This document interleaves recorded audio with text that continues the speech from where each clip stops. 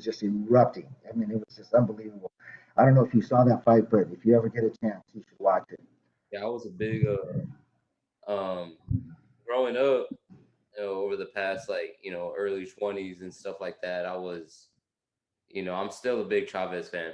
Yeah, Here I and am too. I think the guy is still there. I think, I don't know. I'm I guess very, better you off know, is better off. disheartened, yeah, with the way it turned out. But you never know. Anything can happen. He could come back. We keep in touch. We're still friends.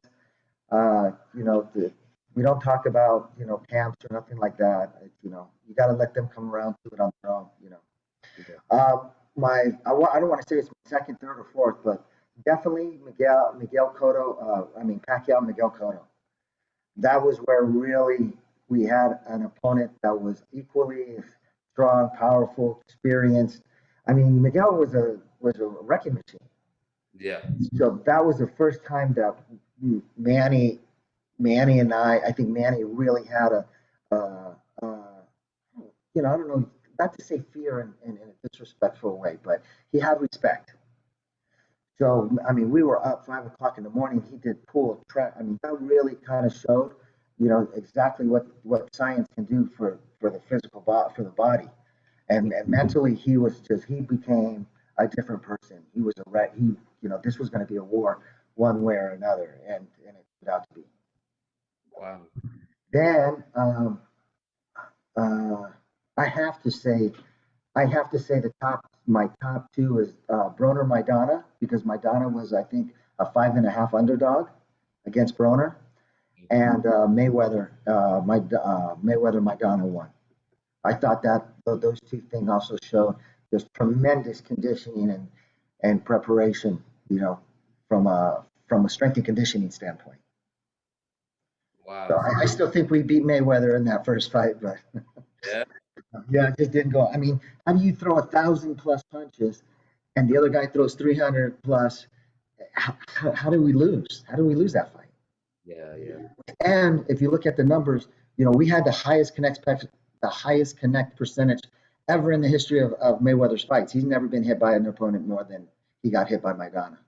Yeah, that was insane. Madonna was just a whole other, I guess you could say specimen then. And he You see what a little structure and knowledge and experience, you know, credentials, the education, these things play an important part. That's why you see UFC excelling so much faster than we do. They have strength coaches, they have dietitians, they have nutritionists, they have specialists. There's no way I could do this by myself without Terry or without Hector, the chef.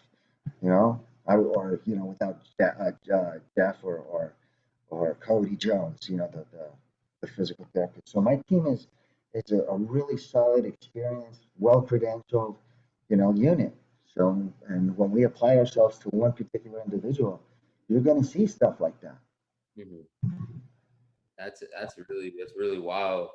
And I was like, what was the transition like when you switched over from the Robert Garcia camp with Madonna onto Mayweather for fight number two?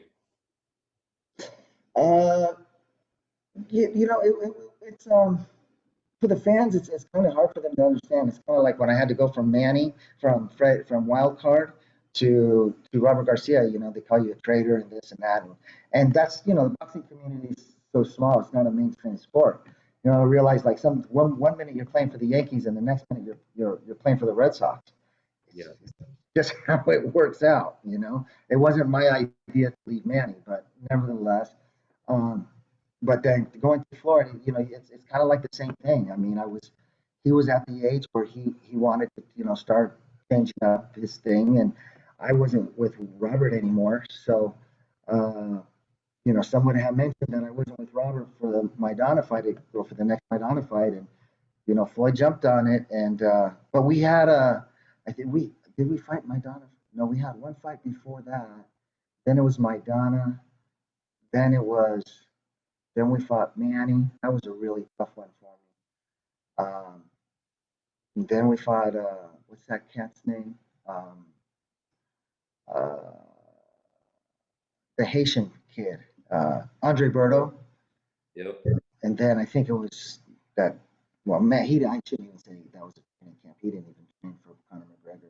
Literally did not train for that. Yeah. Yeah, I think he did a few rounds of sparring and some jogging, but that's about it. Like he always does, like a normal. Yes. So yeah, it was a hard transition.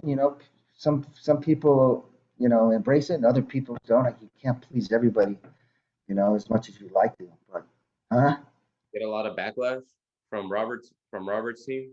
not so much from the team. Maybe Robert, taking little pop shots at me and stuff like that. But you know, I got thick skin being in this business 20 something years now. There was more vitriol that came from leaving Manny to when they were gonna fight when we were gonna fight Mayweather. I really believe I spent my whole career getting ready to fight against Mayweather with Manny, and the next thing you know, that fast I'm switching to the Red Sox and playing playing the championship, the Yankees. So it's a sport, and sometimes like in college, sometimes you're batting against your best friend. He's on the mound, and you just have to. It's a sport, and unfortunately, somebody has to win and somebody has to lose, and especially in this sport. So it's different because you develop such a personal relationship and a rapport with these. Because I'm with them 24 hours a day, and I'm always vigilant what they're eating, when they're eating, how they're looking, how they're feeling. Should I take more time off? Should I let them give them a rest day? Are they needing more calories? It's a greater responsibility than most people can really fathom. Because at the end of the day, man, when they step on that scale, all eyes are not only on them, but we know we did our job. And come fight night, if we see some kind of sluggish guy that's not producing, 40, 50, 60 punches around, we know that we didn't do something right. Wow, Yeah. that's some big knowledge, bro. You Yeah. know, Well, can't. yeah. It's an extreme honor, bro, just to talk to you about all this stuff. Oh, That all the crazy stuff that we saw on All Access and leading up to all the fights, watching you in three big camps, and in my generation it's insane. Amir Khan is another one I want to say before I don't mean to cut you off. Amir Khan and Marcos Maidana. That was when I was with Amir before I was with Marcos, that was another fight that stands out to me where you really got to see what strength and conditioning and having a real comprehensive scientific team with you and can produce I mean he's been said to have this weak chin and this and that and the other, but he got hit by one of the biggest punchers 72 times in that 10th round. He never went down, and we came back and won the 11th and 12th. Yes. So it goes to show you that we have I have a tremendous amount of experience and knowledge and a track record for winning. Hmm. When they train with us. So I see a lot of the fights that are happening right now. So I'm reaching out to those fighters. You know, Anthony Joshua didn't have the greatest fight of his career. He's bouncing around looking. Mikey Garcia again. So I hope to put get in their ear again. And I had Mikey for two great fights after he couldn't make weight once. So we had a couple of fights together. So we made some really good transitions. So we'll see. We'll see what's out there. That'd be dope, bro. I'm excited to see what happens. Yeah, me too. Me too. We'll see. I'll end up somewhere.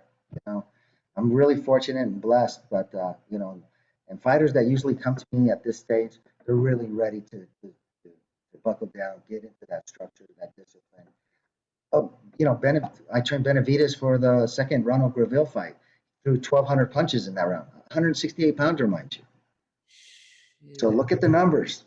When you see fighters producing that, look at punches produce opportunities, opportunities present knockouts. It's Yep. just that simple. And when you're throwing punches all round long, all night long, you're going to, it becomes overwhelming.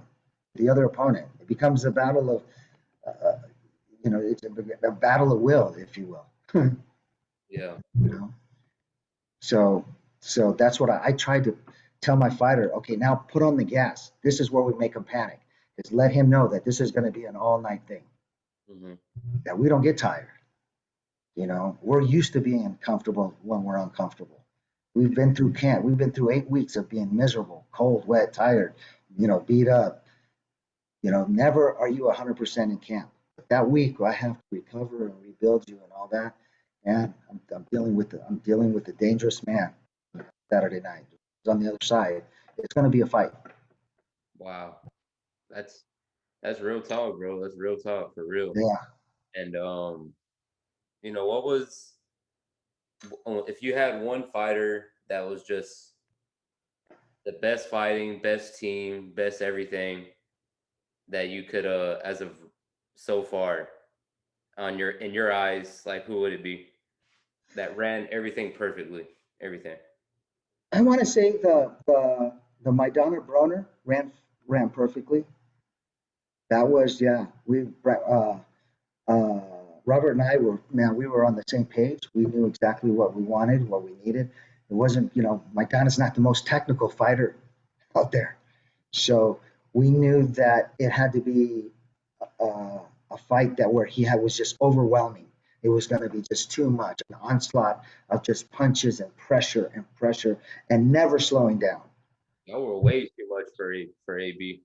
Yeah, yeah, Really showed AB like opened his eyes, and yeah, a lot of people say that that's what really you know his career kind of downfall yeah. from. That was a beating. He took a beating. And I want to say when Robert and I got him ready for Mayweather, that was, I mean, you push a guy so hard that his own fear factor leaves. He's just pissed and he's ready to fight. He's not scared of you. I don't care how many wins or 59-0, 100-0. With Maidana, just I don't care. I want him now. In the beginning, I was, it's Floyd Mayweather, Yeah, but you saw him come out gunning. He was looking to put hurt.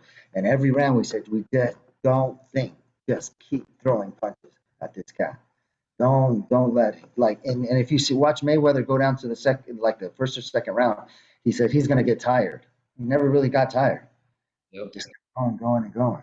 So that was a great camp. Manny and Cotto, I'll never take that away because that was a great camp because I think there was that fear factor. Manny was like, holy shit, here's a guy who's fuck, man.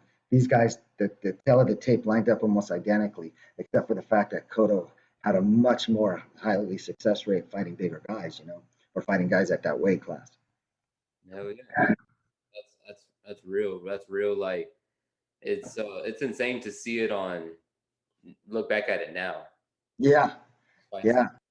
and not Another thing, and not to say that, I mean, whatever happened with me and Freddie happened with me and Freddie, but he let me have the reins a lot, especially when it came to Junior, when it came to Amir Khan, he let me run those camps. So when Amir fought Maidana, that was a tremendous fight. When Julio fought and finally won the world title, that fight came down to the last 2 rounds.